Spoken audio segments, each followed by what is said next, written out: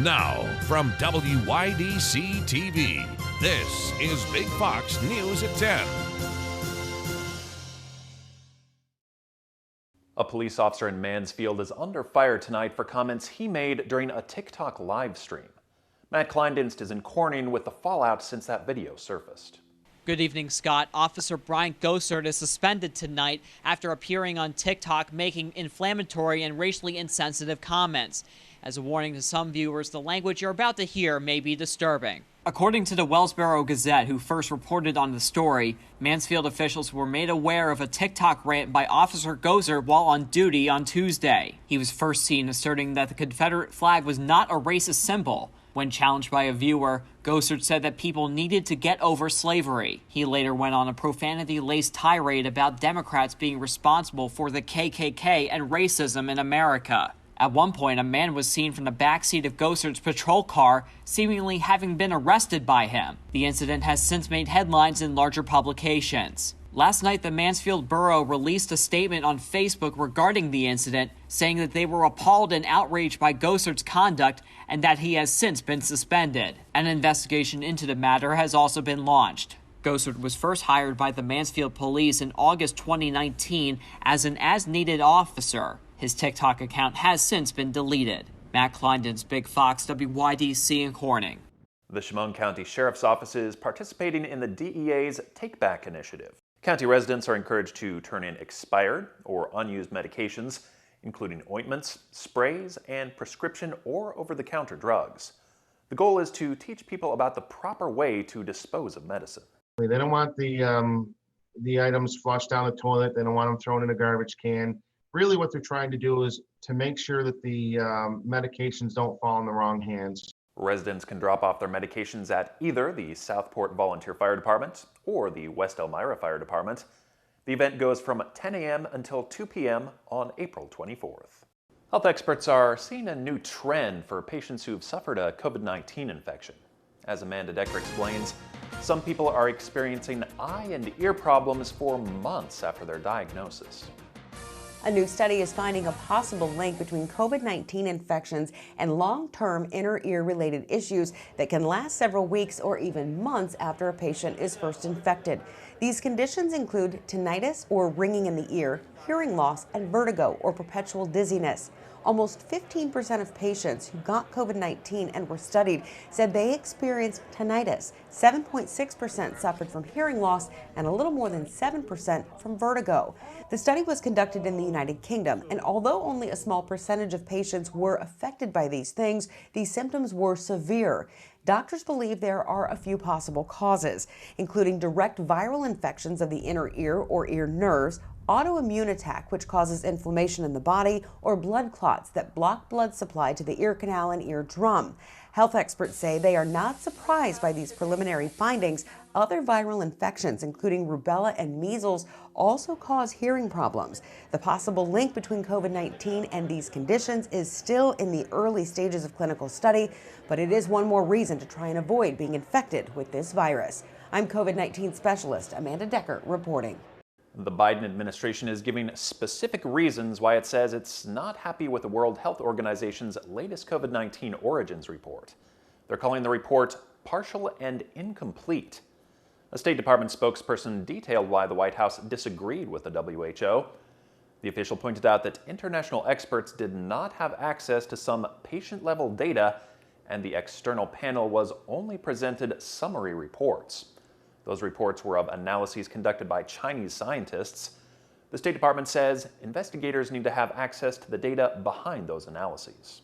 It is the fourth day of testimony in the trial of Derek Chauvin, with George Floyd's girlfriend taking the stand this morning. Jeff Paul has more. Another day of testimony is underway in the trial of former Minneapolis police officer Derek Chauvin. Miss Ross, did you know George Floyd? Jurors returned to the courtroom after learning more about the final moments of George Floyd's life. Yesterday, prosecutors played body cam video of Floyd's arrest. I can't breathe, Robert. Please! On Wednesday, jurors heard from Charles McMillan, who was on the sidewalk during Floyd's struggle with police. He broke down as he watched officers attempt to force Floyd into the squad car. I'm trying to tell him just cooperate with him. Get up if you can, get in the car. Go with him. You can win. Earlier in the day, jurors heard from a convenience store clerk who suspected Floyd had handed him a $20 counterfeit bill to buy cigarettes. The incident setting in motion the events of the day. 19-year-old Christopher Martin said he took the bill despite knowing it was possibly fake. I took it anyways, and I was planning to just put it on my tab until I second-guessed myself. Meanwhile, a key witness who was with George Floyd on the day he died has told the court he will invoke the Fifth Amendment if asked to testify. The Hennepin County Public Defender's Office filed the notice on behalf of Maurice Lester Hall. Hall was in the car with Floyd when police approached him for allegedly using a counterfeit bill. In Minneapolis, Jeff Paul, Fox News. A child was one of 4 people killed in a shooting at an office building in Southern California Wednesday, but police still aren't sure why it happened. William LaJeunesse has more. It's the nation's 3rd mass shooting in just 2 weeks. At least 4 die Wednesday in a 2-story office building in Orange, California, about 30 miles southeast of Los Angeles. One of the dead, a small child. 2 others hospitalized after being shot, including the shooter. But it's still unclear if that gunshot wound was self-inflicted or came from police. Very little is known at this time, including a motive behind the shooting. We will be attempting to determine and get as much information on the victims, our suspect, and the relationship between those, as well as the type of business which this occurred at. Witnesses describe a chaotic scene when the shooting started around 5:30 p.m. local time, leading to a heavy police response with shots fired on both levels of the building. I just heard about 5 to 7 gunshots, and one of the officers told me to get back. I saw like 5 officers running down. I heard other gunshots, so I stood behind the wall. While the investigation continues, officials say there is no further threat to the public. However, they are asking anyone with information to come forward to help determine why this happened. Well, I can tell you Orange is a very safe city, and we don't have stuff like this that happens very often. It's been many, many years before we've had an incident like this. Officials say this is the worst shooting in the city since 1997, when a gunman killed 4 before being shot and killed by police. In Los Angeles, William LaJeunesse, Fox News. A disappointing update on the jobs market today. There were 719,000 new unemployment claims last week, an increase of 61,000 and more than forecast. The number of new claims declined below 700,000 late last month. That improvement was attributed to more states relaxing COVID restrictions on businesses. Continuing claims, those still receiving benefits, did decline in the latest report to 3.7 million. The Labor Department releases the monthly employment report tomorrow. As more restaurants reopen, seating capacity increases, and more diners return, some places are having a hard time hiring back enough staff to meet the new demand. Richard Jacobus has more. It's an endless stream of tables and chairs in 5 different rooms inside of Pacarna. If COVID didn't exist, you could pack this place with more than 300 people. But there certainly isn't that many people to cook for these days, and even if there was, owner Dean O'Neill couldn't keep up. While I've found great staff, I haven't found enough, and I'm going to need more, a lot more. This Upper West Side Slovenian restaurant opened in December. They were forced to close 2 weeks later. Waitresses that started here left to become contact tracers. Bartenders went on unemployment. It was basically because they could actually, receive money without sort of having to work. We're inside Pacarna's kitchen. You notice there isn't much action here. This is Kamal, the executive chef, and he's actually the only chef employed here at the moment. Dean says this is where it hurts most because he can't get anyone to work inside the kitchen at the right price. I cook. I do mostly all the stations. And then I do some help with the cleaning and dishwashing sometimes. Kamal does the work of 5 people. He's used to it by now, but hopefully as confidence grows and more people become vaccinated, patrons will come back. But the other casualty of COVID, getting people to work, still exists. I mean, ideally, we want to try to bring back as many people to work as safely as possible, as soon as possible, but I think it's going to take a long time. It's something Dean and thousands of other restaurateurs in all 5 boroughs still worry about. All they can hope for now are the sweet sounds of summer, with a side of some good hospitality. And this is what touches people when they come to New York and why they just can't wait to get back, because of the service. The service is the people. Spring break may have helped March become the busiest month for air travel since the pandemic began.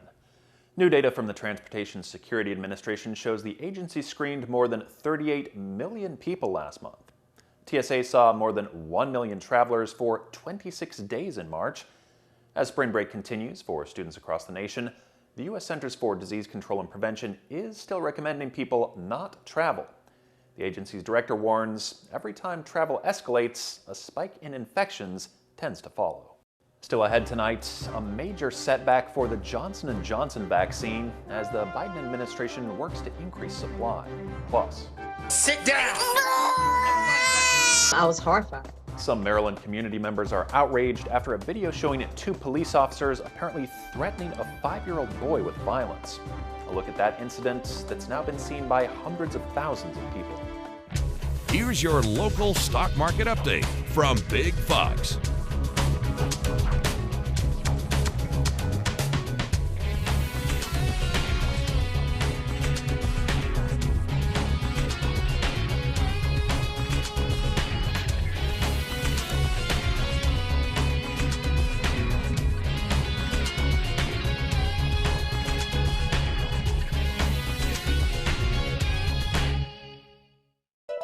Now, your Twin Tiers forecast from Big Fox. Tonight's Big Fox forecast is brought to you by William Attar. Good evening, everyone. I'm meteorologist Kim Walker with your weather update. Hope you're having a great day so far and you didn't have to shovel a lot of snow out there. Some of us only picked up about an inch or 2. But overall, temperatures today a lot colder than they were yesterday. Elmira reported about 14 degrees cooler than yesterday, 19 degrees cooler in Corning as well as in Watkins Glen and also in Bath. We are expecting a few flurries to remain as we head into the overnight. It is going to be just off and on in the overnight, and this will last through a good part of the early morning hours and then really start to taper off. We are expecting all this precipitation to move eastward as the low pressure system that's bringing the snow continues to move away from our area as well. But there will be a trough of low pressure that will dive southward, and that will drain all that cold air southward. As a result, temperatures tomorrow will be about 10 to 20 degrees cooler than normal, but the good news is with dry air in place, we should see some sunshine. Those of you who are still shoveling out there or just trying to get rid of the snow on your driveway, here's a look at your forecast. Temperatures will start off at around 22 degrees at 6 o'clock. It will feel like single digits, especially because it will be breezy early tomorrow morning. 35 degrees by lunchtime, and then we climb up into the upper 30s for most of us. Some of you might be lucky enough to hit that 40-degree mark, and then we drop back down into the mid-30s in the early afternoon. So it is going to be another chilly day. Definitely cold tonight, though, as we plunge down to around 22 degrees in Corning. We are expecting this cold air to last through much of the day tomorrow. Highs around 39 degrees in Elmira as well as Corning. It is going to be colder in Perkinsville at 35 degrees. Here's a look at your extended forecast. A big difference, a swing in our temperatures as we head into your Saturday. It's going to be a little bit closer to normal. Our average high right now is 51 degrees, and we're going to do better than that on Saturday. About 10 degrees warmer than normal on Sunday, and we're going to stay with that warmer air as we head into early next week. However, there is the possibility of a few spotty showers on Tuesday, but we do manage to get up to around 63. 66 degrees on Wednesday, and then another storm system approaches by the end of the week. Clouds will increase, and we do have the possibility of showers and thunderstorms for your Thursday. Behind the system, temperatures will be cooling back down by the end of the week. 15 million vaccine doses potentially lost. A mix-up at a Baltimore facility may have ruined the Johnson & Johnson shots, leading to future delays of shipments. Amy Kawada reports. A mistake at Emergent Biosolutions inside its East Baltimore plant. The New York Times reports the ingredients for the Johnson & Johnson vaccine, as well as the AstraZeneca shot made here, somehow got mixed up, possibly ruining nearly 15 million doses. We freeze them down and we ship them out of here to contract fillers who put them in the vials. Governor Hogan toured this facility back in February and praised the work being done here. According to the Times, the issue has halted future shipments of the Johnson & Johnson shot, while the FDA investigates what happened. The mix-up is reportedly blamed on human error. In a statement, Johnson & Johnson says, in part, one batch of drug substance did not meet quality standards, adding none of the doses made in Baltimore have been used because the FDA has yet to approve the facility. Emergent says it's awaiting that approval, which the Times says is delayed because of the vaccine mix-up. This comes as COVID cases and the statewide positivity rate continues to climb, its highest in Harford County at 9.3%, more than doubling in the past month. Leaders there are keeping a close eye on numbers, but the county executive says there's no need for more restrictions. I kind of think we're beyond that point. I think we've got to continue to push to get everyone vaccinated. Harford County's health officer says people ages 20 to 50 are to blame for the current spike. If we keep on getting this many young people infections, we're going to see deaths of young, healthy people with full lives that could have been ahead of them. Some Maryland community members are outraged after video shows two police officers apparently threatening a 5-year-old boy. It happened in January of 2020 and involves two Montgomery County officers and staff from an elementary school. Kevin Lewis has a look at this incident that was caught on camera. I don't want to hear it. I still don't want to hear it. Hundreds of thousands of people have watched this 51-minute video in less than 6 days. Sit down. I was horrified. Cherie Branson is vice president of the Montgomery County NAACP. She told me this is why police body cameras are so important. Just like their badge, you kind of forget that it's on, so that there can be this kind of candor that is captured. And in this case, we saw the candor was captured, and that's what's really troubling. The NAACP is now calling on Montgomery County's Inspector General and the state's attorney's office to investigate the police officers and school staff seen in the video. And if the answers come back that no policies were violated at all by anyone, then clearly some policies need to be put in place. Also happening today, Councilmember Hans Riemer published this newsletter. In it, he listed 6 police reform items he's tackled over the last few years, one being the proposed elimination of school resource officers. Branson wants the county to discipline the 2 cops and school staff who interacted with the young boy. What happened with this child is really a testament to our failure as a county. Climate change is on the Biden administration's agenda, but some companies are already taking steps to combat the crisis. Mandy Gaither has a closer look at that, including the serious economic outcomes that some say could be down the road if aggressive action isn't taken.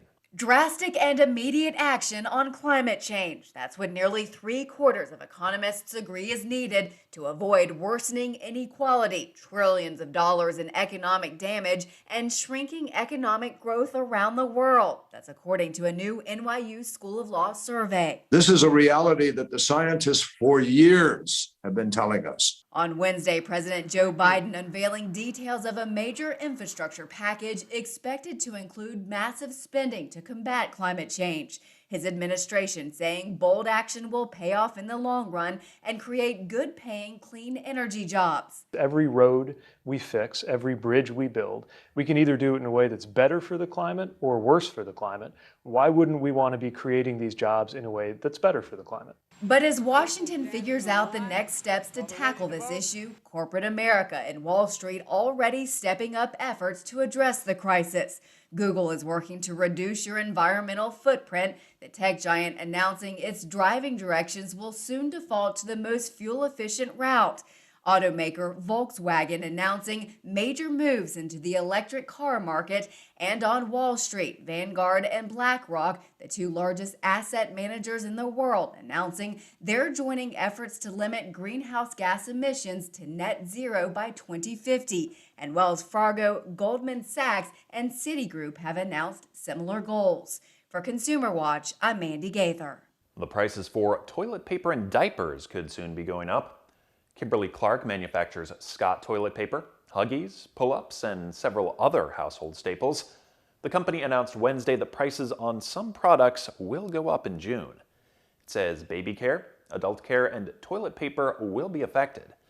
Kimberly-Clark said the increase will be a single-digit percentage. Retailers can either absorb the higher prices or pass them on to consumers by raising prices, which is what analysts expect to happen. The U.S. Army has awarded Microsoft a major contract to make augmented reality devices. The Army said the devices are designed to help soldiers rehearse, train, and fight. That contract follows a 2018 contract to create prototypes of the devices. The new agreement will take them into the field. Microsoft says the Army's first objective is providing systems for its entire close combat force, which will mean making more than 120,000 devices. This deal has a 5-year base and another 5-year option to extend. It could be worth up to nearly $21.9 billion over the full 10 years. A woman from South Dakota is thrilled to be walking again and without pain. She credits 2 Denver area doctors for helping repair her badly damaged pelvis. As Kathy Walsh reports, they used screws, cement, and a cutting-edge procedure. Good. And Norma Kramer is feeling good, too. She took a lap around the orthopedic floor of Presbyterian St. Luke's Medical Center. Look at her go. This was one day after surgery to repair her pelvis. The pelvis collapsed completely on Thanksgiving Day. 72-year-old Norma lives near Nemo, South Dakota. She's a busy woman, a pilot, a weaver. But uterine cancer and radiation treatment 10 years ago caused permanent damage to her pelvic bones. They looked rotted, like they were just sort of falling apart. I couldn't walk. Norma searched for relief with no solution. Then she was referred to orthopedic oncologist Dr. Daniel Lerman and interventional radiologist Dr. Tony Brown. Her treatment has caused the bone in her pelvis to be eaten away and eroded. We had to stabilize the entire right side of her pelvis. The two have pioneered an innovative, minimally invasive procedure. Through 4 small incisions and using high-tech imaging, they reconstructed Norma's right pelvis using 4 orthopedic screws and bone cement. This works because it's collaborative. I would expect this to last indefinitely. I just feel fantastic. Norma says her pain has gone from a 7 to a 1. She's on her feet instead of in assisted living. All of a sudden now it's like I'm a kid again. Delighted that she found amazing doctors in Denver. We want to leave you with a smile tonight. McDonald's UK announces the opening of its first playground built out of recycled Happy Meal toys. This historic spot is at the Ronald McDonald House in Oxford and will be used by sick children being treated there, as well as their siblings. The fast food giant plans on building at least 14 more of these recycled playgrounds. Officials say they've collected more than 1 million Happy Meal toys, which they gathered during a toy amnesty, as well as extra toys they had from stores that were closed during the pandemic. This isn't the only green move that McDonald's is making. The corporation says it plans to get rid of all non-sustainable hard plastic for its Happy Meal prizes. Thanks so much for joining us. Have a great night.